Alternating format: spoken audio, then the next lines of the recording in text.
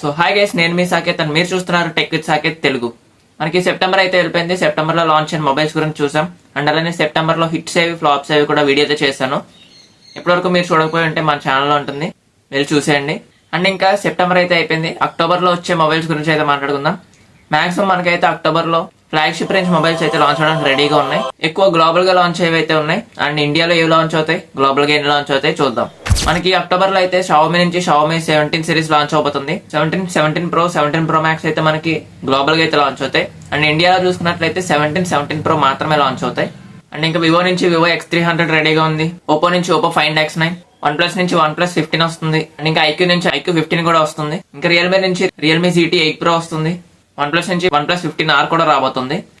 ఇవన్నీ అయితే మనకి అక్టోబర్ లో చైనాలో అయితే లాంచ్ అవబోతున్నాయి. మనకి ఇండియాకి వచ్చేసరికి కొంచెం టైం పడుతుంది. అండ్ అలానే అన్ని మోడల్స్ అయితే ఇండియాలో అయితే లాంచ్ అవ్వకపోవచ్చు. అండ్ ఈ షావమీ 17 సిరీస్ లో చూసుకుంటే 17 Pro మాత్రమే మనకి ఇండియాలో లాంచ్ అవుతాయి. 17 Pro Max అయితే ఇక్కడ లాంచ్ అవుతుంది, చైనాలో లాంచ్ అవుతుంది. ఇంక ఈ 17 సిరీస్ లో అయితే 17 Pro 17 Pro Max లో నచ్చింది అయితే బ్యాక్ సైడ్ కెమెరా పక్కన డిస్ప్లే అయితే ఇస్తున్నారు. ఆ డిస్ప్లేని అయితే చాలా బాగా చూపిస్తున్నారు వీళ్ళు. ఆ డిస్ప్లేలో మనం గేమ్స్ ఆడుకోవచ్చు, నోటిఫికేషన్స్ రీడ్ చేయొచ్చు, రిప్లై ఇవ్వచ్చు, కాల్స్ కూడా అటెండ్ చేయొచ్చు. ఇంకా వీళ్ళైతే దీనికోసం కొత్తగా పౌచ్ అయితే క్రియేట్ చేశారు. ఆ పౌచ్ తో అయితే మనం చిన్నప్పుడు వీడియో గేమ్స్ అవి అయితే ఆడుకునే వాళ్ళం కదా, అంటే కింద బటన్స్ వచ్చి పైన స్క్రీన్ వచ్చి తెలిసే ఉంటుంది. ఆ టైప్ లో అయితే దీన్ని ఎక్స్పీరియన్స్ చేయొచ్చు. అదైతే చాలా బాగా అనిపించింది నాకు. సేమ్ ఇంకా లావా అగ్ని 3లో ఎలా అయితే ఉండేదో డిస్ప్లే సేమ్ అలాగే యూజ్ అవుతుంది. ఇంకా అంతేకాకుండా 50 MP ట్రిపుల్ కెమెరా వస్తుంది. 88 Gen 5 ప్రాసెసర్ తో రాబోతుంది. మాక్సిమం అయితే మనకి ఇండియాలో అయితే లేట్ గానే తీసుకొస్తారు, నవంబర్ డిసెంబర్ ఆ టైంలోకి అయితే వెళ్ళిపోతుంది. కాకపోతే అక్టోబర్ లో మాత్రం మనకి గ్లోబల్ గా లాంచ్ అవబోతుంది. ఇంకా మనం దీంట్లో వన్ ప్లస్ 15 మరియు ఐక్యూ 15 చూసుకున్నట్లయితే ఇవి రెండు పర్ఫార్మెన్స్ సిరీస్ అని చెప్పాలి.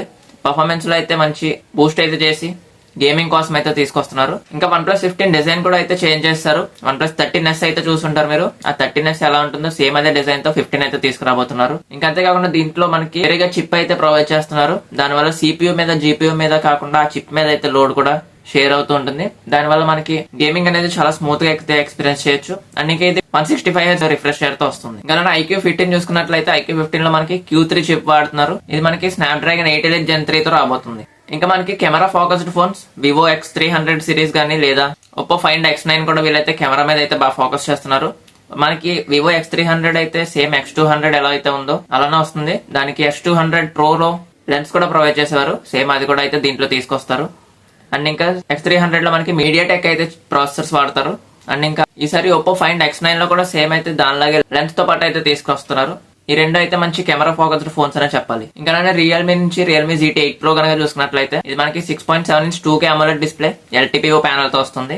ఇది కూడా మనకి కొత్తగా వచ్చిన స్నాప్డ్రాగన్ 888 Gen 5 తోనే వస్తుంది. 50 MP మెయిన్ కెమెరా ఉంటుంది. 50 MP అల్ట్రా వైడ్ సెన్సర్ కూడా ఇస్తున్నారు. 200 MP పెరిస్కోప్ టెలిఫోటో ఫోటోస్ అయితే తీసుకోవచ్చు. ఇంకా 32 MP ఫ్రంట్ కెమెరా ఉండబోతుంది. 7000 mAh బ్యాటరీతో 120 watts ఫాస్ట్ ఛార్జింగ్ తో తీసుకొస్తున్నారు. ఇది కూడా మనకైతే మంచి పర్ఫార్మెన్స్ ఫోన్ అనే చెప్పాలి. గేమింగ్ కి వాటికి అయితే బాగుంటుంది. ఇంక ఇవే అయితే గ్లోబల్ గా లాంచ్ అయ్యేవి.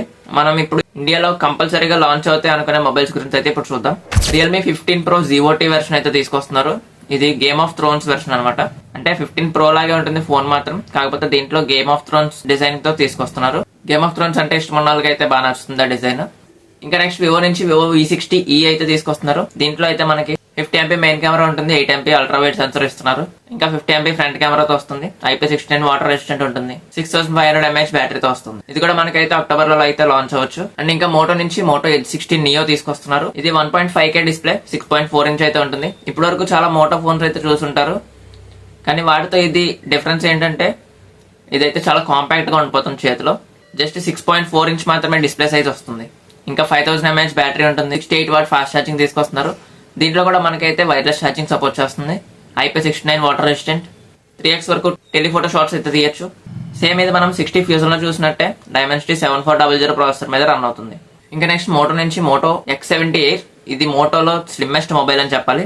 ఇదైతే మనకి అక్టోబర్ లో చైనాలో లాంచ్ కాబోతుంది. ఇండియాలో ఎప్పుడు వస్తుంది అన్నది అయితే చూడాలి. అండ్ సామ్సంగ్ నుంచి సామ్సంగ్ M16 సక్సెసర్ M17 అయితే లాంచ్ కాబోతుంది ఇండియాలో అక్టోబర్ లో. అండ్ ఇంకా మనకి లావా అగ్ని 4 దీన్ని అయితే ఎప్పటి నుంచో టీస్ చేస్తున్నారు కానీ రిలీజ్ అయితే చేయట్లేదు. ఇది మనకి Dimensity 8 సిరీస్ తో అయితే వస్తుంది. 8350 ప్రాసెసర్ తో. అండ్ 50 MP మెయిన్ కెమెరా ఉంటుంది.